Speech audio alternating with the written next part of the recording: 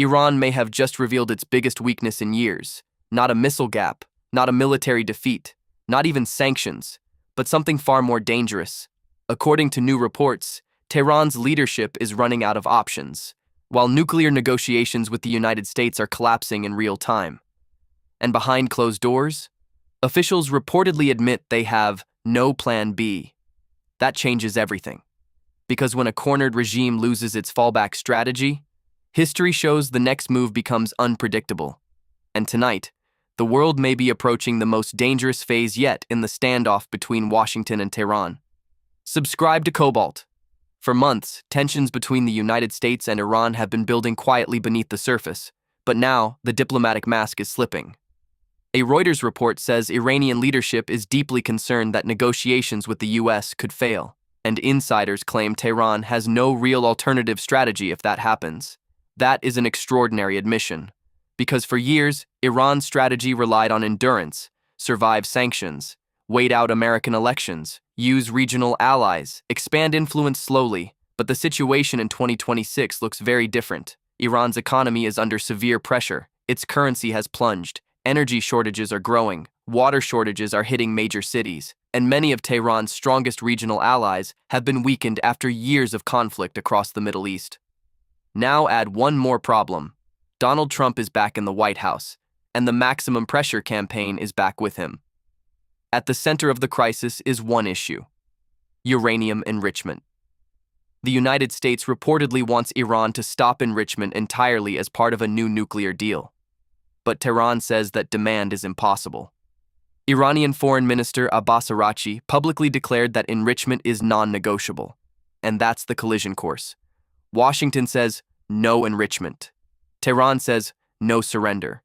Neither side wants to blink first, and every failed round of negotiations increases the risk that diplomacy collapses completely. B-roll: Trump speeches, military bombers, aircraft carriers, missile launches.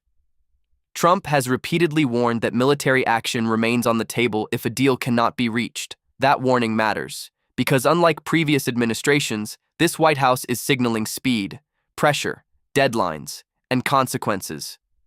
Iran understands that, which is why insiders reportedly told Reuters that Tehran has no better option than reaching some form of agreement.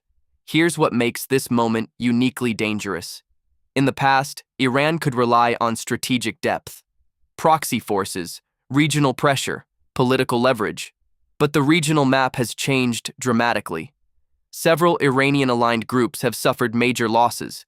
Israel has intensified operations across the region, and Gulf states are strengthening defense ties with Washington. At the same time, Tehran fears that Israeli strikes on nuclear facilities are becoming more likely.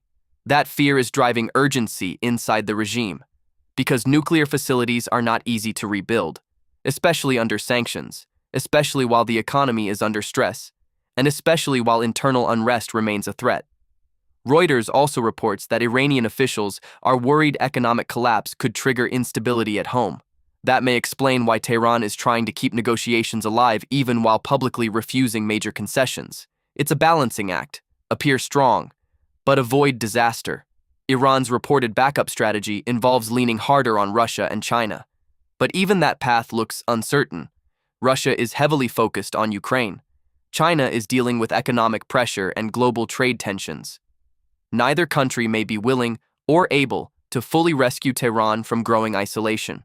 And that leaves Iran in a strategic gray zone, too weak to escalate recklessly, too proud to fully compromise, too pressured to walk away. That combination is dangerous, because historically, nations trapped in that position often take unexpected risks. So what happens if talks fail?